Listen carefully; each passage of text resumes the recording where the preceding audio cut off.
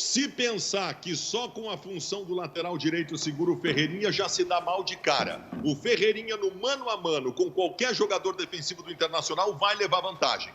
Não há outra forma de segurar o Ferreirinha que não seja sistêmica. O Internacional precisa ter um processo especial de marcação em cima do Ferreirinha, que não vai ficar só no Rodinei, que é um belo marcador e vive uma fase esplendorosa. O Inter precisa ter participação do Dourado nesse processo, precisa ter participação do Edenilson nesse processo. É um jogador a ser parado no Grêmio. Eu acho um grande jogador. O Inter precisa ter uma preocupação completamente especial e individual com o Ferreirinha. César, quero te ouvir. Primeiro, uma brincadeira com o Baldasso. Pergunta como é que é marcar o Caio Vidal, que talvez descubra. Não era essa comparação.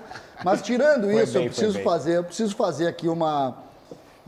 que vitória do Ferreirinha. Que vitória do Ferreirinha. Pessoal do Ferreirinha. Vocês vão lembrar, passou pelo Aimoré, agora citou, passou pelo Toledo, passou pelo São Luís de Juí, veio para o Grêmio, sempre deixado de lado, né? Aí teve a questão aquela contratual, o Renato não queria usar, tinha que lapidar, ele tem 23 anos. E o empresário Pablo Bueno dizia, ele tem que jogar, nós queremos que ele jogue. Quase saiu daqui pro próprio Atlético Paranaense, que pediu ele naquele problema que o Grêmio teve de contrato. Ele lutou, e aí a gente precisa fazer uma referência a duas pessoas muito importantes, Meneghetti.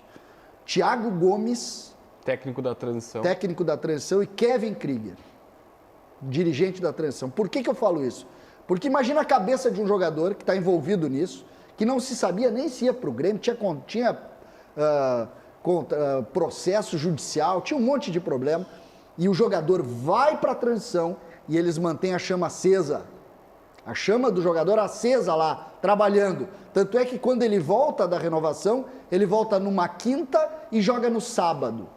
E agora ele está se constituindo no grande jogador que se imaginava que ele fosse e hoje está ganhando pelo seu mérito. Parabéns a esse menino que consegue hoje ser a referência a ponto de receber esse elogio do Baldasso. Baldasso que na semana passada discutia Ferreira ou Caio Vidal. Só lembrando que então o Ferreira, tudo isso que você falou, senhor César Cidade Dias, tudo isso que você falou do Ferreira, a confirmação ela veio só agora, duas semanas para cá, porque quando eu disse aqui que o Ferreirinha era um grande jogador, você e o senhor Leonardo Meneghetti disseram que ele precisava aprender a jogar futebol. Essa tese é minha, não é do César. Não, mas o César assinou, como sempre, eu acho. O que tu falou, embaixo. César assinou embaixo. Então, assim, todo esse o Thiago Nunes respondeu essa tua provocação. Todo esse desenho, essa narrativa criada pelo senhor... Tu me permite responder? Não, eu já tenho a resposta. A minha tá na boca do Thiago Nunes. É que agora fica fácil de elogiar o Ferreirinha. Porque o Ferreira na seleção. Agora fica uma barbada de elogiar o Ferreirinha. Eu fiz uma crítica. Engenheiro de obra pronta. Eu fiz uma crítica séria ao Ferreira no ano passado pela individualidade. Achava que ele jogava para ele e não jogava... a mesma coisa, César. Pois é. Está fazendo a mesma coisa. Eu vou te pedir o seguinte, exatamente a mesma coisa. Tira o óculos escuro na hora de ver o jogo, tá te complicando isso.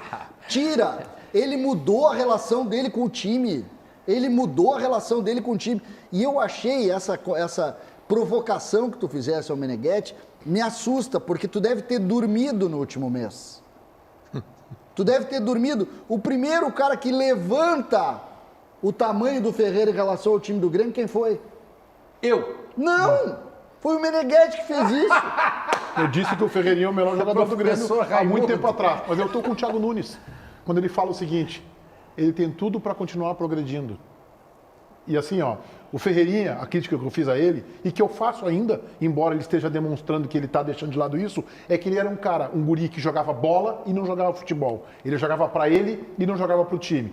Acho até que com o Renato ele poderia ter esse mesmo progresso. O fato é que ele está deslanchando com a troca da comissão técnica, talvez entre o que o César falou, da questão do condicionamento físico, o time organizado taticamente, como o JB está desenhando, então fica mais fácil. O bom jogador fica muito bom, o muito bom vira ótimo, o razoável, que é o caso do Thiago Santos, acaba sendo bom. Então, Thiago Santos é mais que razoável. Não faça a justiça, ele é bem mais do que razoável. Eu acho isso, eu acho ele razoável e está indo bem, porque o Grêmio está começando a se arrumar taticamente. Então eu estou com o Thiago Nunes, Wagner. Claro. Respondendo a tua pergunta, ele tem tudo para continuar progredindo. Agora é uma barbada de elogiar o Ferreirinha, daí aí vocês começam a construir a narrativa de vocês, aí vocês montam a narrativa, moldam ela para dizer que o Ferreirinha continua o mesmo, cara.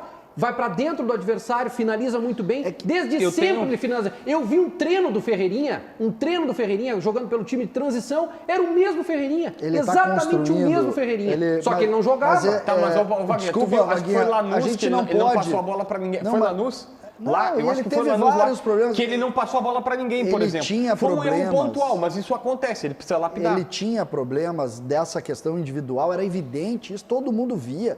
O que a gente tem que colocar é que agora ele virou construtor também. Ontem ele fez uma série de jogadas de posicionamento, criando espaço para seus colegas. Contra o São Paulo na Copa do Brasil, a jogada é dele, do gol do Grêmio. Ele participou da jogada. Ele entrou no jogo e fez a jogada, construiu a jogada. Por que agora só vocês estão vendo a construção do cara? Ali ele estava numa fase, tu observou bem, que ele entrava aos 35 do segundo tempo e tinha um bom rendimento. Quando o Renato colocava para jogar no começo, ele não conseguia reproduzir o mesmo rendimento. Porque não tinha sequência, Meneghetti. Não tinha sequência, o cara porque não tinha um esquema tático organizado, porque não tinha alguém para conversar com ele. Então, mas não é um fator só. Não, é injustiça da parte de vocês, porque como é que o PP chegou ao nível dele? Aí tinha esquema tático. Como é que o Cebolinha chegou? Mas o PP tá um degrau. Não, o PP tá um degrau ou dois acima do Ferreirinha. Sim, mas não estava, né? Mas ele foi crescendo, o PP foi crescendo, o Cebolinha foi crescendo, aí não tinha esquema tático. Tava acima, fala, JB. Bom, a primeira questão aqui, que pra mim é questão de justiça, tá? O Pablo Bueno e o Ferreira ganharam, o tempo mostrou que eles estavam com a razão na disputa com a direção. Porque eu vou explicar, e inclusive fundamentar. As críticas eram, pediram 200 mil, pediram parte do passe. O Breno também levou parte do passe. O Breno ganhou 10% do passe dele agora na renovação. Não foi nem do Grêmio, o Grêmio negociou lá com o Desportivo Brasil, mas se fez uma saída, se fez uma solução. Então se poderia dar uma parte do passe e negociar essa parte do passe com o Ferreira, que todo mundo que é do meio, que conhece renovação contratual, sabe que pode acontecer. Ele queria aumento salarial. Gente, todo mundo quer aumento salarial. O Grêmio paga uma fortuna para vários jogadores, o Everton ganha 500 mil e sequer está indo para os jogos, sequer está concentrando. É um outro estágio da carreira, tudo bem, mas o tempo mostrou que o Ferreirinha estava com a razão e ele deu certo.